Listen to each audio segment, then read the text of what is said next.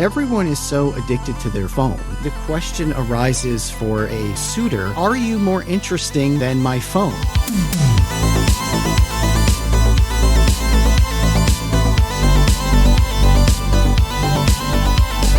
Do you enjoy having these sorts of conversations as much as you do scrolling the rabbit hole in the privacy of your bathroom?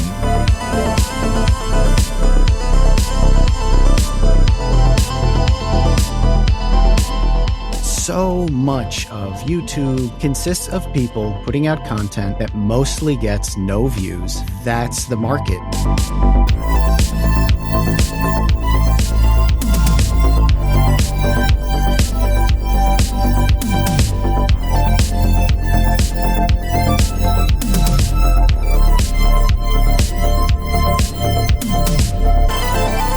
Twitter has never rejected me. I've never been scrolling and the screen stopped and started to flash. It's not you, it's me. You never gave Twitter the ick?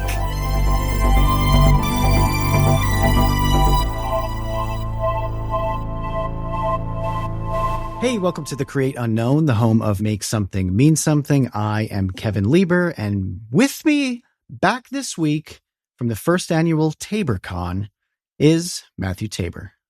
TaborCon was good. Oh, it was good. And it had a strong podcast element. It did, Kevin. It did. Ben and Vedette and Minty and Michael. We had a really good karaoke night at Ellis Island in Las Vegas. Oh, it was good. Did you we had a wonderful sing time. Karaoke? I didn't know. Okay. Let's see. Ben didn't either. Vedette has an incredible singing voice. I mean, very, very, very good. And has performed for many, many years. So that was obviously excellent. And Isaac and Michael did their thing. They did their thing and did it quite well. The crowd was very responsive to their song. I can't name it because I haven't listened to any song that came out past when wax cylinders were the standard medium. But it was a really good time. It was awesome. It was kind of a last minute, you send out a text like, hey, do you want to do this? And it worked out. So I was absolutely thrilled. TaborCon 2.0 is likely to happen after that kind of success. Okay, good. So yeah, maybe we'll have more of a podcast offering an element to TaborCon 2.0 coming to, I guess, a Las Vegas near you in 2026. But today's topic is your fault. It is 100% your fault for sending me something that I woke up to, actually. I went to bed early last night. I was so tired. And so I woke up to a DM from you of a tweet, and it fascinated me. We talked a little bit about it this morning, but I want to talk about it actually properly right now. There has been this ongoing interest, because it's an important topic, regarding the decline in like dating. And like how difficult it is today for men and women to get into any sort of long-term relationship. The data are out. It's clear that there are diminishing examples of all kinds of courtship going on in Western culture, but actually really not just Western. Yes. It's global at this point, not just like birth rate declining, but just dating in general. And yeah. this thread, I really, really love and appreciate when something, a phrase or an idea creates kind of a paradigm shift in my thinking, or kind of contextualizes things in a way where I can sort of see it in a fresh perspective for the first time. And this is an example of that, because okay, what this person did, it wasn't someone who I knew. I don't know who this person was that was ranting about this. I didn't either. Somebody just did a retweet on it, and I read the line and thought, and then I thought you would enjoy it. I did enjoy it quite a bit because it has reopened my mind, or at least let me see this topic in a new light. Because what she was saying, I think it was a she, I don't know. Let's just go with that for the sake of the discussion. I think it was a she as well. Yeah. What she was saying is she's talking about, how a man can interest a woman. Like, how can a single man capture the attention of a potential girlfriend? And what she was saying was that since everyone is so addicted to their phone, 100%, I think we need to agree upon that in order to even have this discussion. Let's just lay that baseline that everyone is, tethered to their phone for their attention all day, every day. But because of that, the question arises for a potential suitor, are you more interesting than my phone? Like, are you as a man more interesting than the girl staring at her phone instead? Like, how can you peel her attention away from her phone? And if you cannot do that, how are you going to grab her attention? How is she going to date you? How is she going to agree to get lunch with you at Applebee's? Like, Applebee's. How do you even start if you can't get past that barrier? That is a really interesting. So the question is, can you be more interesting than a phone? That's what it comes down to. Yeah. And so one element about this tweet, and I'm going to read the tweet in a minute, but first, it's in the middle of a discussion. It's not like she led with this tweet. This was in the middle of talking about, some other phenomena. But here's the tweet. Do you understand how goddamn schizo and mentally ill and unhinged and full of ideas and wacky stories you have to be these days to be more interesting to talk to than it is to scroll? And I'm reading the whole tweet here because it goes beyond the attracting a man or attracting a woman, whatever that Kevin is talking about. That was the basis of the rest of the discussion in this whole thread, was that romantic side. But this also applies to just friendships and normal conversations, acquaintances, all of that.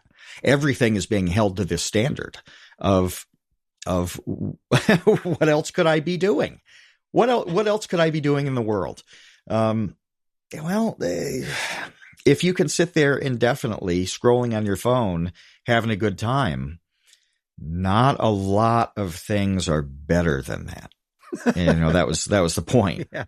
And I think it was kind of a jokey comment, but at the same time, it's a completely accurate, poignant comment as well. Yeah, I think you can rightly criticize it as being reductive in some ways, but I think that there's just such a strong element of truth to it that it's worth considering the reality of it, where it's not even just picking a friendship or picking a date. It's getting hired for a job. It is, starting a podcast or a YouTube channel or a Twitter account. It is everything. Like, this does permeate all levels of human and social interaction.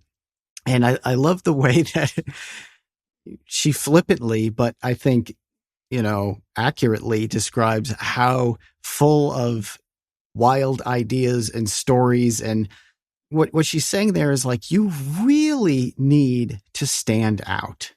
You really have to stand out and be interesting to such a unique and alarming degree when it comes to all of this stuff, because the alternative is a constant, like, unquenchable scrolling algorithm of all of the greatest human highlights, whether it's like puppies doing tricks or a very funny meme or the most, like, interesting point from some philosopher you never heard of before. It's literally everything. Some new life hack, a new way to open a can of beans, or apply makeup. Like, I don't know what it's like, Yeah. literally everything. It's like, how can you compete It's everything. with the most interesting everything? It's everything that is also custom tailored for you. Yeah. So as you were talking, I just loaded up Twitter, hit reload to get a fresh thing. And I'm going to scroll down and just say the types of things that are on here. An old sports thing. Super 70s sports is funny. Okay. That's a good account.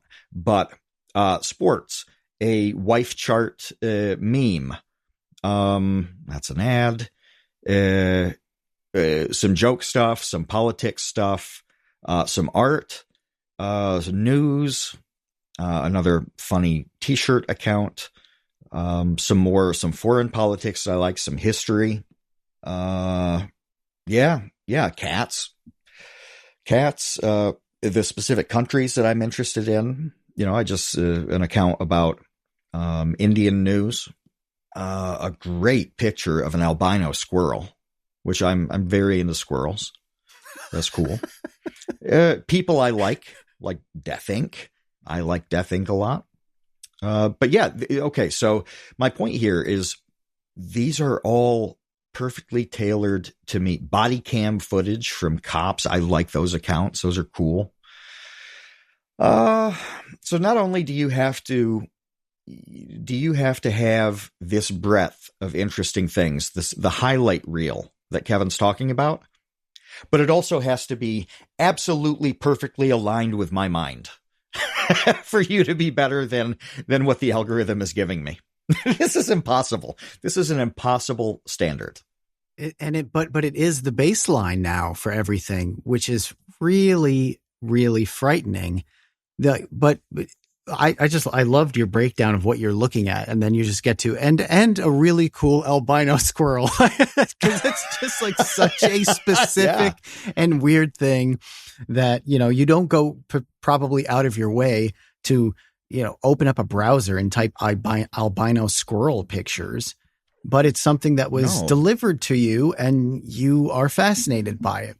I was in a call I've liked enough squirrel and chipmunk posts over the years so that I don't get it's crazy. I don't get videos and pictures of animals I'm not that into at this point. So like I don't get pictures of deer.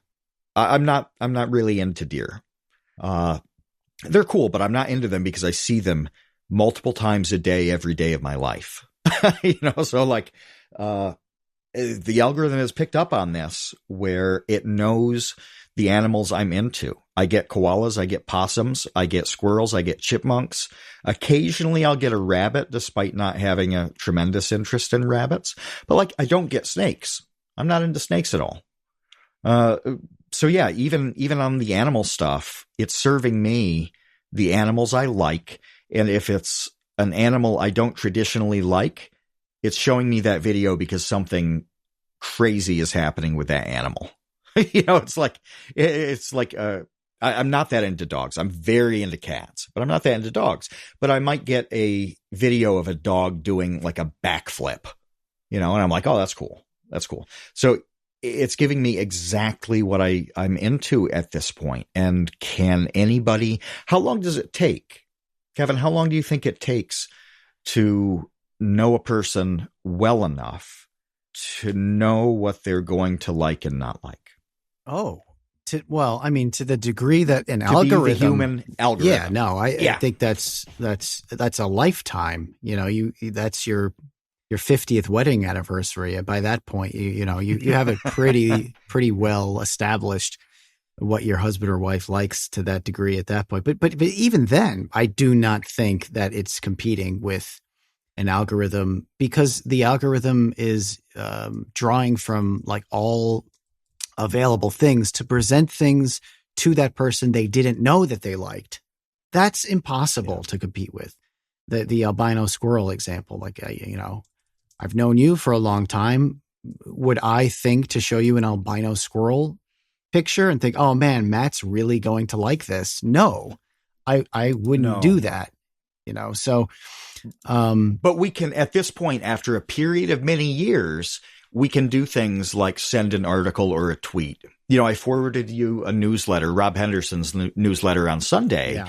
because that referenced something that you were just talking about. Right. You were just talking about a topic, and I'm like, oh, I know he'd like to read on this expansion of it. This tweet, I knew that you would find that tweet in that discussion interesting. Could I send you a song? Probably not. I could probably not send you a song that I know that you're going to like. Right. Yeah. Well, and definitely vice versa, because you have an interest in like 47 songs, which you already have on a playlist that you listen to on repeat over and over and over again. So I would never send you any new songs because I know you wouldn't like them anyway.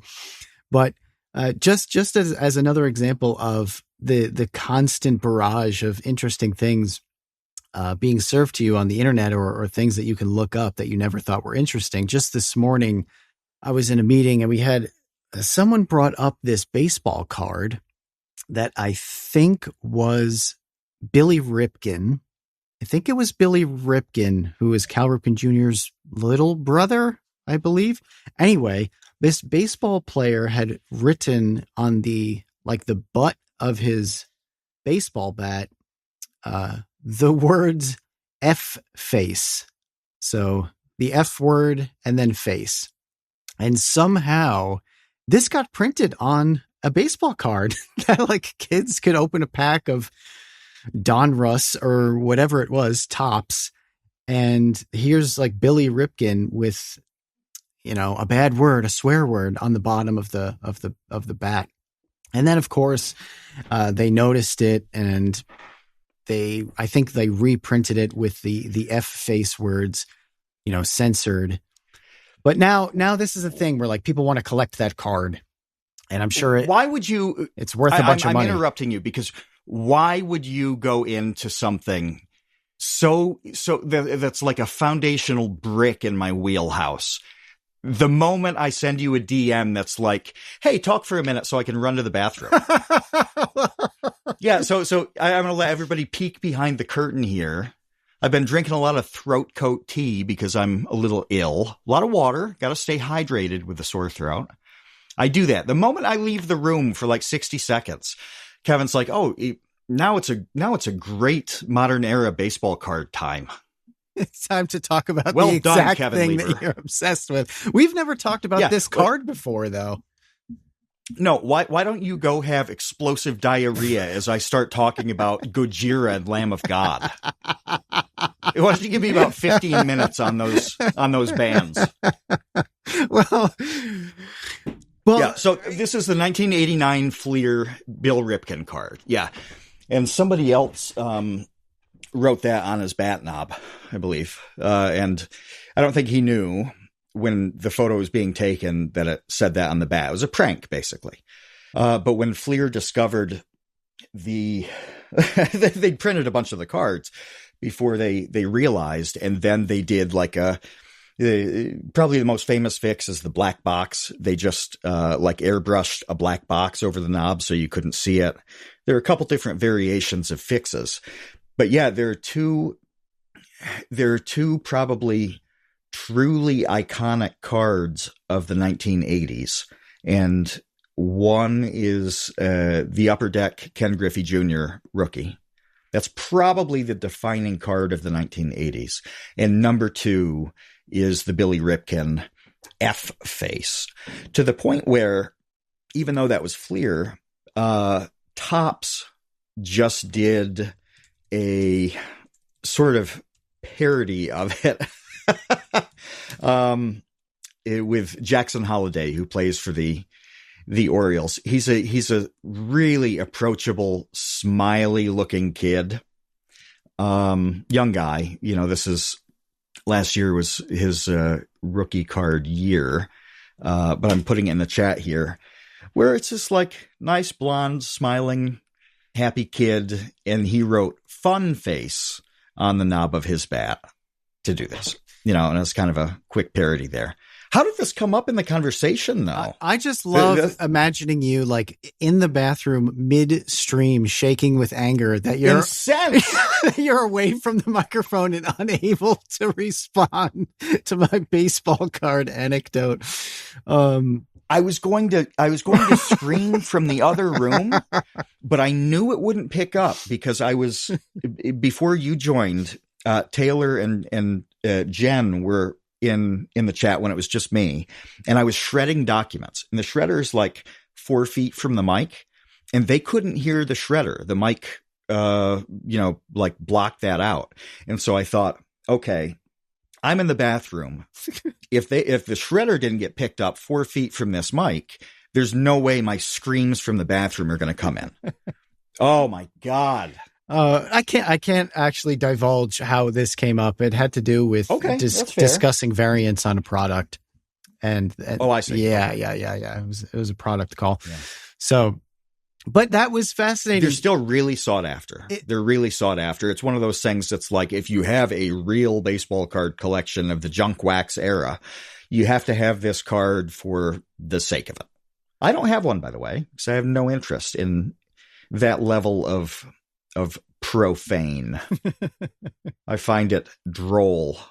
But the fact is that every day is like a new opportunity to dive headfirst until, your feet are gone and disappeared into the rabbit hole of any number of any, genre of fascinating topics or titillating topics or anything. And to be a person to come in and say, aren't I more interesting than that? It's what are we talking about? Exact example. Take this exact example. All right. There are two ways to do this. You can talk about this card and whatever you know or don't know about it. Or you could just go down the rabbit hole on Wikipedia. And there is a tremendous amount of lore with this particular card. I only know a tiny portion of it because, again, that card doesn't interest me. Well, even if you know about it and can have a conversation about it, like we can you compete with somebody going down the rabbit hole on their own? Spend an entire afternoon just learning everything about one baseball card from the late 80s that had the F word on a bat. Yeah. It's the defining, I mean, think about being Bill Ripken, okay? There are two things that define your career in baseball. One is being the other Ripken. That's its own dicey prospect in life, having to be, the far less successful little brother. And at that time, Cal Ripken Sr. was the manager of the Orioles. So the three of them, the father and two sons, were on the team at the same time. It was a really interesting situation. So that's the defining element. And then number two is you have this. Boss Threads just posted a Star Wars card that's got something in it. Lewd C-3PO. Very lewd. Yes. But it's a legitimate card. But yeah, so like you can read about that, the legacy of Bill Ripken, where it's like he's remembered for being not Cal, senior or junior, and also having the most famous baseball error card ever. What a life, right? There's a lot to deal with, and like Fleer doesn't exist in that capacity anymore. At the time, the big three were Topps, Donruss, and Fleer, and then Upper Deck had just broken on the scene that year. It wasn't another year before they were, or it was about another year before they were, a leading spot. Reading about the licensing dynamics is more interesting than it seems, because why bubblegum was included in cards, why Fleer used stickers and Donruss used puzzle pieces, because there had to be different add-ons going into this thing. So you start reading about a stupid prank card, and then 2 hours later, you're reading about the regulation of the baseball card market through licensing. And then it's like, what happened to these companies? And Topps Tops is still going very, very strong. Upper Deck is not, despite exploding as the most popular thing for many years. Fleer is, the name exists with somebody. I don't even know. Anyway, yeah. Bonkers. The whole thing is, who can compete with that? You know? And that's one, I can't even think of an infinitesimally small percentage of the world that this card discussion is. Why was 100% of the world is on bubblegum included in baseball cards? Is it because tobacco was initially, and then bubblegum was like a kid-friendly, chewable item, or to use instead? Well, yeah. I mean, it's. I don't know where to begin on this. Like cards themselves, this is something that you put in your video. Cards themselves, in tobacco, were stiffeners in tobacco packages. They served a totally mundane and important function of making it harder to crush a pack of tobacco. Topps did the bubblegum because it was, Gowdy before Topps did the gum because it was great for sales like that.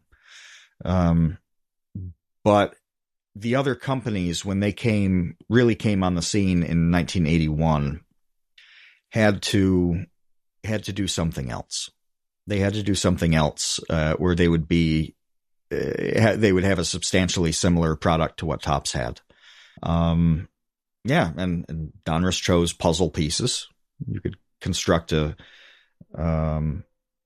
piece of baseball art out of the whole. I never did. Whole I thing. just threw those out. Oh, I collected all of them. So like when we're talking about 1989, the puzzle that year was Warren Spahn. Warren Spahn, who left-hander for the Milwaukee Braves, was in the Hall of Fame.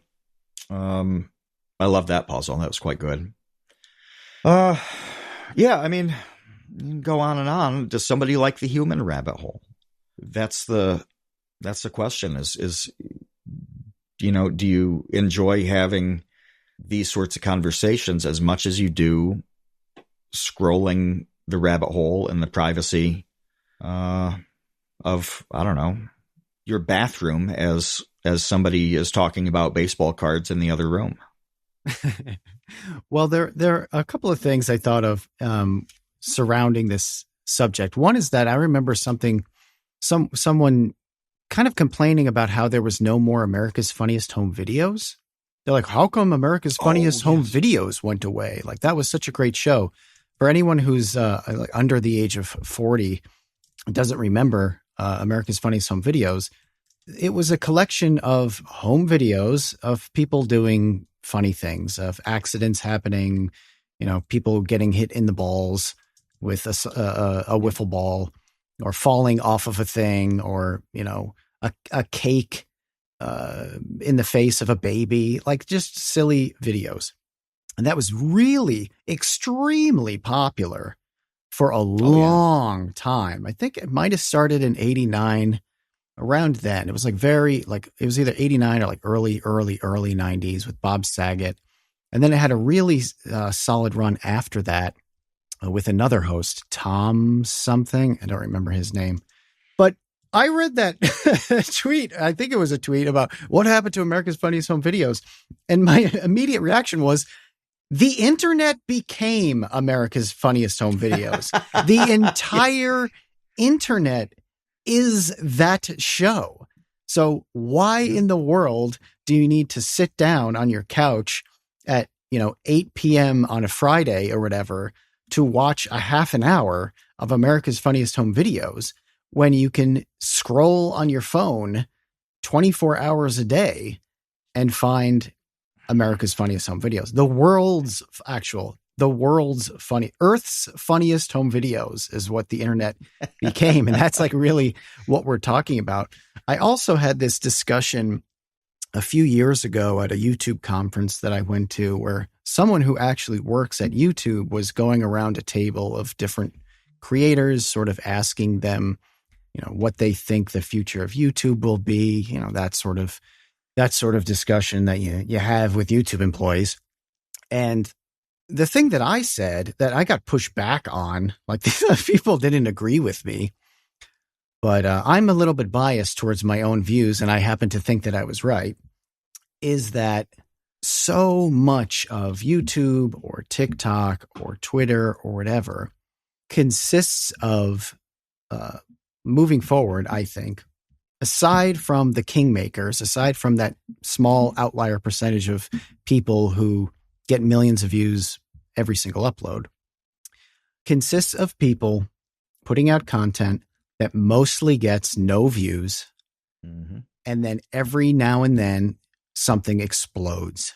And that's it. Like, that's the market for most creators, is that, you know, with varying degrees of what your floor is, let's say your floor is 500 views. I think the floor and the ceiling probably are able to move differently. But say you get 500 views on your YouTube channel, you upload, you know, once a week or something like that. And then like once a year, maybe something bangs really hard and you get 100,000 views off that one thing. Well, that's not really sustainable in terms of having a business or a career as a creator. You can't live off of like one video a year making several $1,000s, and then all of the other ones, you know, combined making several $1,000s. And now, like, sweet, you've made $4,000 a year at your full-time job. Like, that's not a thing. That's quite a bit below the poverty line. That's a hobby. Yeah. As Caleb Hammer would say, that's a cool hobby. That is a cool hobby. And I think that a lot of people have a cool hobby, and a very small percentage of people have a business. And that's what you're left with, because there's so much competition. There's so much vying for your attention that what you get as a consumer is everyone's greatest hits. That's what your feed is. Your feed, your For You page, regardless of what app you're on, is the greatest hits of everyone making stuff. That's what ends up getting 100,000 likes on Twitter, or 1 million views on YouTube, or 500,000 views on YouTube. I mean, we saw this last year with Popular Science making those videos. You know, a lot of them got 10,000 views. Some of them got 100,000 views. One of the videos got 700,000 views. And that's sort of ends up being the marketplace for everything, I think. Aside from you're like, you know, it's a question your moist of pushing criticals, that floor up. Yeah, your Meat Canyons and your moist criticals and your Mr. Beasts or whatever. Like, push them to the side. We're not talking about them. There are very few of them. There's very few Mark Robers in the world. There are a whole lot of other people trying to be Mark Rober, and I think that that's the majority outcome, is like a huge discrepancy where, you know, 1 out of 50 things or 100 things that you make goes really, really well. Everything else, I'd say 1,000 kind of doesn't. Yeah, it's even more grim than 50 or 100 to me. You know, and an example of that is something like tweets, you know, or whatever social media thing you use. How many, you know, everybody gets a banger now and then, but I don't know, it's been like 2 years since I've posted something that got any traction. But I mean, you talk about how few of those people there are, right? And that is the question we've been talking about, is why should I go make a friend that might like science and engineering stuff when I can just watch Mark Rober? Right. Why can't I be fake voyeur friend of Mark Rober instead of like seeing who roughly my age, roughly in my town, some living, breathing human who I can talk to in person has this same interest. It's particularly difficult for people who don't live in cities, because the odds of matching up on enough elements are really low. They're just really low, at least at the beginning, and you find with friendships and all that kind of stuff, the thing that you like about the friendship, you usually discover down the line. It's not the fun, like shared the hobbies, shared interests, whatever, acquaintances are not really friends in like the true sense of friendship, right? So the stuff that matters is down the line. Well, how do you even get down the line? How do you get down the line when you can't match up on these simple things, and you don't really want to, because you get the best of it. You get humanity's greatest hits spoon-fed to you every second.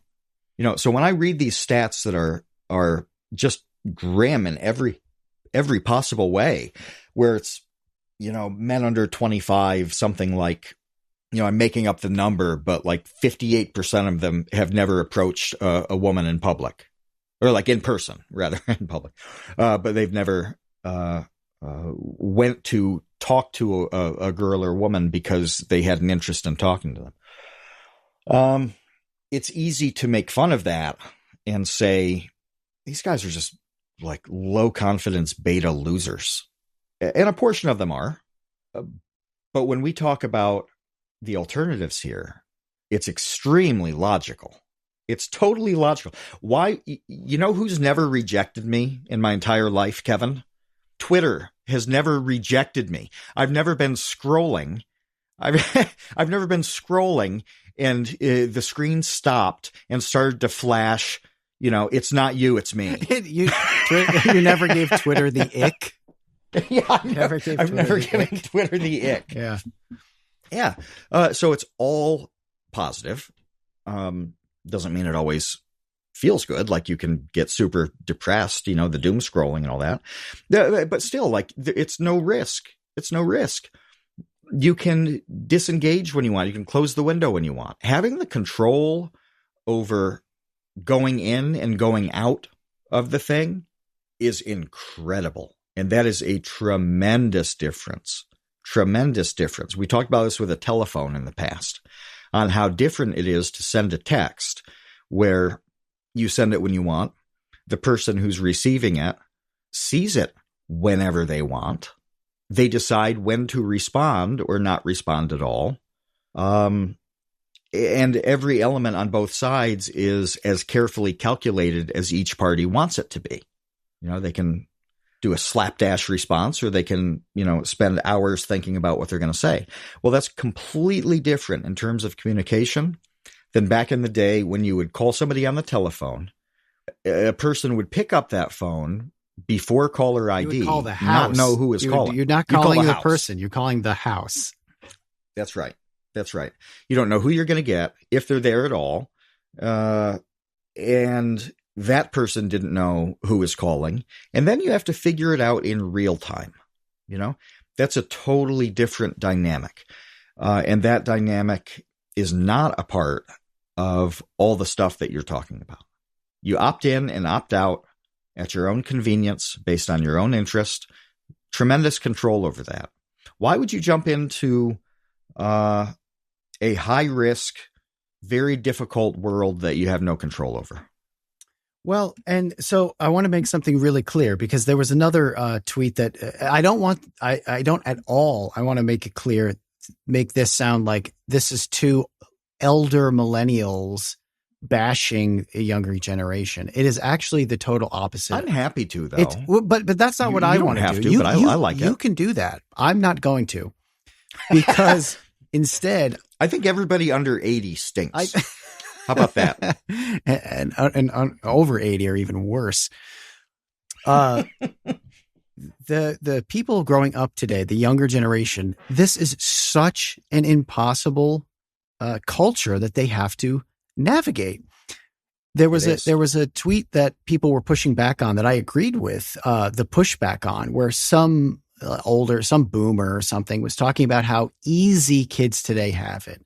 And he, started talking about how hard he had it for XYZ reasons. And the XYZ reasons were, very surface level. They're very superficial. It was like, oh, we had one black and white television, and like we only had one car, and now kids, everyone has a TV in their pocket, and every kid has their own car, like whatever it is. It's all like really material level, consumerist, superficial stuff. That was his point of view. Now you can just get your tendies delivered to you with DoorDash. Life is so much easier. Like that's all really superficial. What's so much harder are these topics, these interpersonal topics. All of that stuff is so much harder now. And I want to tell a story from something that happened on Saturday. So on Saturday, we went to an MMA event. We watched some fights, which was really, really cool. Quite good. I've watched like 1,000 MMA events on TV and had never seen one in person before in my life, which is so stupid, until Saturday. So it was really, really cool to see something that I really enjoy watching on TV in person. And I got a lot out of seeing it in person that I don't get out of seeing it on TV. So that's its own kind of thing that really ties into this discussion of being in IRL. But during this event, I'm sitting at the end of a row. The girl next to me and the two girls next to her stand up. Okay. I'm sitting down at the end of the row. The three girls next to me all stand up. So this, I don't think I saw. No, you didn't see this. Okay. So because they're all standing and this is a seated event, I infer through my human being experience that these three would like to leave and I am blocking their way. Okay. I'm blocking their exit to get up and leave the row. But they're also just chatting amongst themselves. So I don't know if they're like ready to go or what. So I'm just kind of still sitting there sort of peripherally observing, when are they going to start walking towards me? So then I'll get up and stand in the aisle and let them out. Yeah. Okay. That's how this works. I overhear not the girl next to me, but the girl next to her saying, just say, excuse me. Is that Vsauce 2 next to you? Yeah. They were like, oh my God, let's just drop our pants right now because Kevin Lieber from Vsauce 2 is here and we want to throw ourselves at him, which is a very common occurrence for me. No, I hear her saying in kind of like a dulcet tone, just say, excuse me. Like, just say, excuse me.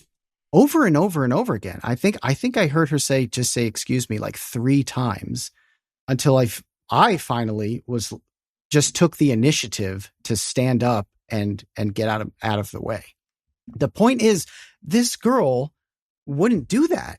The girl right next to me, there are 2 options when you want to get out of a row. One is that you say to the person, like, excuse me, we'd like to get out. Or the other option is you just start walking towards them, right? You just start walking, like just start leaving, start walking towards the person to try to get out. And then it will become obvious that that person's in your way and they will That person move. knows what to do. These are the 2 ways to, okay, listen, if you're listening right now and you don't know how to get out of whether you're on an airplane or at the movie theater or at a concert, you don't know how to leave the row because someone is blocking it with their, seated legs. Your 2 options are to say, excuse me, we'd like to leave. We got to get out, or you just start walking out. Those are the 2 ways to do it. She wouldn't do either of them. She was paralyzed in anxiety over having, like, in any capacity, some sort of interaction with me. And like, even the most dormant and passive interaction of just moving towards me so that I get the hint that I need to move, she wouldn't do any of it. She was just frozen in fear and talking to her friend, and her friend was trying to now, I don't know this girl. I don't know, if she is like not neurotypical or has an anxiety disorder. Like all of those things are completely plausible and valid and totally fine. But at the same time, when we're talking about like younger people, she was a younger person, having very little like interaction with social situations. I found it sad. Like I was really sad for her. Yeah. That she just didn't know what to do. She did not know and was afraid of just leaving the aisle. And sad is right on that, because you're looking at it. What you described is somebody being so anxious about such a simple thing that, you feel bad that they're in a tough spot that doesn't, that traditionally is not tough. And whether it's not knowing what to do or not being able to, deploy that solution. If there's some bit of anxiety stopping either one of those two things, then, that's just a sad thing for somebody. And the other girl wouldn't say anything to me either. Like she didn't like reach over and tap me on the shoulder and be like, excuse me, we're ready to leave. Like neither of them came up with a solution to just leave the aisle. So I had to just stand up. Like I was aware enough to see the struggle next to me to the point where I just stood up of my own volition and got out of their way. And then they left. But like I had to do this for them. Yeah. I realized too, I made somebody feel awkward, the guy sitting next to me, in a way that it didn't even occur to me that it would make him feel awkward. So ate a couple hot dogs, slurped a few wieners. They were excellent. They were very good dogs, very good buns, good mustard. Good event hot dogs. Did you agree? Oh yeah. But also it's like, is there a bad hot dog? Not in my estimation. I don't think I've ever ate a hot dog and been like, oh, that was a bad hot dog. Yeah, not bad, but there can be okay hot dogs. Right. Yeah, they were good. These were pretty good hot dogs. And at a certain point, I don't know, we were going to check out the merch table or get, you wanted to get another hot dog or something. We got up. Well, there was an empty seat between me and this guy who was there with some like three or four, high school age girls. It looked like probably his daughter and her friends. And they'd eaten a couple somethings, and he'd put the trash from it in the empty chair. And so when we got up to do this, I kind of tapped him and said, "Hey, do you want me to take this garbage?" Because I had a hot dog wrapper in my cargo pants pocket, the right side. And so I was throwing stuff away too. And it was like there are garbage cans around the event center. Like, I'm just saying, hey, do you want me to take the trash? And the guy looked at me like I'd said, would you like me to like, suck relish off your toes? like I'd asked him the strangest question in the world. And I was like, hey man, do you want me to take this garbage? Throw it away with my stuff? And it took him a minute to understand that I was offering to throw away his trash. And it was an awkward moment when that kind of thing should be second nature and happen all the time, and it struck me as like, wow, I guess people don't do stuff anymore. They don't help each other or offer something considerate. Yeah. And the point of the story is not that I'm the most benevolent man in the world. It's just that I truly think it was weird to this guy that somebody was like, hey, do you want me to throw that plate away? Somebody he didn't know. Now, so we had some stunted experiences on either side of us for two completely different reasons. Well, you also had so you had two, because you also had the spilled beer interaction. Oh, that was kind of strange. Yeah. I don't know. I say kids behind me, but they were obviously of beer drinking age. There were like four of them, and one of them kicked over one of those aluminum cans of Bud Light and like profusely apologized to me about having spilled the beer. And it was like behind my chair, under my chair. It's not like it came into my sphere at all. It didn't get on your shoes. Yeah. No, didn't get on my shoes. I didn't even know. I thought he just kicked the chair. It was an accident. I was like, I'm gonna get some napkins, whatever. Which, by the way, let me give you a life tip to everybody. You should always have paper towels on your person at all times. You need a pocket knife and paper towels. And if you have those two things, like 93% of life issues can be taken care of. Because you can stab someone and then clean up the mess. You soak up the blood. That's right. Yeah, right. Yeah. But yeah, so I'm like, no, it's fine. Like, take these. But it had nothing to do with me. And he's the guy who kicked over an $8 beer. Like, it wasn't your beer. Yourselves. Yeah, I don't care that you spilled your own beer. You don't have to. The chat has turned against me, by the way. Dan the Latch says, if a stranger at a baseball game or whatever asked me if they could throw my trash out, my brain would stall out a bit too. Why is this strange? Well, it's not like I go up to a table at a restaurant and being like, can I wipe that spaghetti sauce off your face? You got a little something on your cheek. I mean, it's strange now because everyone is so siloed that the like basic human interaction that we grew up with is gone. Like those social niceties no longer exist.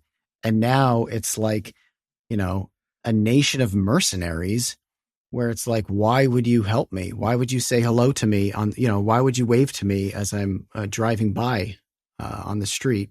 Don't talk to me. Don't look at me. The chat is turning on the Vibecat Latch axis. Okay. Vibecat says, if I'm sitting with someone and they ask to throw away my trash, like sitting with someone and they ask, that makes sense. I wasn't sitting with the guy. I wasn't even sitting with Kevin. The tickets that we got were on opposite sides of the aisle. But yeah, okay. So Vibecat continues, somewhere on his own, a person unaware of randomly walks up and offers to throw away my trash. I'm going to get caught off guard. What? Yeah, but it wasn't random like that. You were next to them. It wasn't that. And random. You had interacted with him like 7 times because he kept getting up to leave. So it was not nearly as random as I think our listeners are thinking. This guy was sitting like a seat away from you. There was an empty seat in between. That was the fabled garbage dumping seat. Ground. So it was your neighbor in the aisle. It's not like you walked, on the other side of the arena and grabbed someone's random garbage. Like that would be weird. But you're like aisle neighbors. Let me tell you about this is neither here nor there, but slightly related. I was at Wimbledon in London. Wimbledon, the park there, the really big park, is, by the way, notable to those in the United States because Wimbledon was where the military in the UK tested rockets initially. And I mean, so long ago that they were the light a fuse rockets. And that's where the rockets red glare line came from, was the sorts of rockets that were involved in that little siege. And it was full of garbage. This area of the park was loaded with garbage because, well, I don't want to denigrate an entire country of people, but they were very disrespectful of their own public spaces. And there's a pub right nearby, and I was, free at the time. I went into the pub and I asked for a garbage bag so that I could go outside and pick up the garbage around a monument. And it was one of the strangest receptions I've ever had in my life. And then they started making fun of me, asking if I was one of the Wombles. Wombles? I don't know. It's a kids' TV show, and picking up trash in a public park is a sort of thing that the Wombles would do in a show. Okay. It's do-gooding Barney style stuff. And I thought, well, it's sad enough that you losers have shat up your whole monument area here. What a shame that somebody who's not even from here has to come clean up your stupid mess because you're too lazy to do it. And then you make fun of me on top of it. Well, I did clean it up. It was a war memorial, World War One. But yeah, this stuff, and that was 15 years ago. I imagine that it's gotten much, much worse with people just plain doing what normal life stuff used to be. Maybe that's the game. Maybe this is the play for everybody. And I think it probably is that the more scrolly things get and algorithmy and AIE, the more you're going to stand out doing the most mundane shit that everybody used to do for hundreds of years. You're going to be the weirdest. Everything in that tweet we read, you will be that if you just pick up a piece of trash. That's all it takes now. Well, I'm glad that you came back to it because I realized that we really veered off topic and went to side tangential topics for a long part of this. We didn't. Yeah, but it's all part of it. It is all part of it. But it returns to the question of how you become more interesting than a phone. And I do think the answer is as simple as doing anything that's not on your phone. Do anything at all other than scrolling all day. If you do anything, then you're instantly rocketed. You light the rocket from the Wimbledon Park into the stratosphere of being different, of being unique, and having a story to tell to the other people who just have spent all day scrolling. Because it's the touch grass thing has gotten really, really stupid and, eye rolly at this point. So I don't want to use that phrase at all. But I think do anything that's not on your phone is all it takes. Yeah, it's even more basic than touching grass. That's the funny part. Is that such a hack thing to say at this point? But the truth is it doesn't even take that. We're talking about, this percentage of men under this age have never approached a woman in their lives and started a conversation. Well, that means that there's a generation of women who have never had somebody come up to them and said hello. That's a very powerful card to play in 2025. The fact that you could walk up and talk to somebody and it would be the first time in their lives that somebody had come up and talked to them. How meaningful is that? 20 years ago, you would have to really knock it out of the park to stand out because it was happening all the time. Yeah, but today now you have to be more interesting than the phone. That's what makes that harder. Yes, that's what still makes that harder. It's not just saying hello. It's also, having some sort of standout personality, experience, interests, hobbies, thing that you do that's better than scrolling.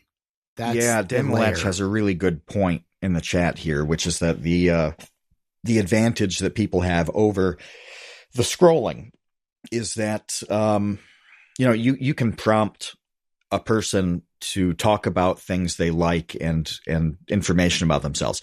I say that Twitter's never rejected me. They've never dumped me, but Twitter's also never asked me hey, why do you happen to collect the 1959 Fleer Indian card set? Well, if you have 5 to 7 hours, I'd love to tell you precisely why I do that. That's a very powerful thing that you can go specific and, people like to talk about themselves and their interests in their lives. Well, mine that. Mine it. It's the most selfish thing you can do too, is to talk to somebody else about them. Yeah, but what do they have to say though? That's what I think complicates this, is that if all you're doing is scrolling memes all day, what is your interest? Are you going to, no one's going to talk about the very funny Smiling Friends meme that they saw today. That's not an interesting enough thing to make you stand out. there has to be something else outside of that you are interested in, that you do, a skill that you have, a passion, places that you've traveled, or some sort of accomplishment that you do have to talk about. Because, I mean, I guess you could talk about like Andor season 2, but that's a legitimate interest. But then what? But then you wait for Andor season 3. Yeah, but if everybody can talk about that, then it doesn't make you stand out. Yeah. I mean, we're talking about this in the context of another episode. Like we have to say that this is such a big topic, is what constitutes interesting and how do you get to being that way. But there's a weird little problem that very few people realize exists. And that's if you become an interesting enough person to satisfy all of these things that we're saying, it is very hard to find somebody who is not the boring one. Like you're the interesting one. Oh, you obviously want that back. Well, the truth is that most people are not going to be at that level of interesting. So then it's a question of, do they have other qualities that you value as much? You don't have to be interesting if you're an extremely kind person. There are people who want to be with very kind people. But the further you get down these paths, the more other people will be interested in you and the less you will be interested in them. It is a bizarrely bittersweet situation. And I also think the biggest challenge in even having this discussion is that it's not obvious that the alternative is better than scrolling all day. Like, it's not obvious that, getting into gardening and like tending a crop in your backyard, or, even inside, you have some sort of indoor gardening setup and you get really into growing herbs. And that's what, that's your interest. That's not scrolling. Is that better than scrolling? Not really, because otherwise a lot of people would do that instead. Like, the reason that people are just obsessed with social media is because it's awesome. It's great. Fantastically entertaining. It's good. It is such a great way and an entertaining way to spend your time, and to pull away from that consciously and say, no, instead, I'm going to get really into bowling. It's like, why would I do that? It's a worse alternative than doing what I like to do. That's tailor-made for me to like it. I have a vignette that is extremely positive. This was so the relationship between two people who I know. Their names are Jake and Vicky, and they're 20-somethings. I like them both. They're great people. They have a very seemingly good and healthy relationship. During the days, they do their scrolling like every other 20-something does. And they bookmark stuff throughout the day. And then at night, when they're together, they sit there and they call it showing each other the funnies. It's the funnies. And they'll just show each other like the funny tweets they saw that day. And I thought, this is such an incredible blend of the scrolling problem and the in-person problem. Like, this is how you make that work. I'm like, they're actually doing both things successfully. And it's it's awesome. When she was telling me this, I'm like, oh, this is a really good sign for these two people. Well, do you know what pebbling is, Kevin? No. Oh, with the penguins? Where penguins give each other pebbles? Is that pebbling? Jen brings up, okay. Yes. I don't think I know about this. Oh, it's like a mating ritual where a penguin will bring another penguin an awesome pebble as a gift, as like a courting gift. Say, hey, I really like you. Check out this sweet rock I found.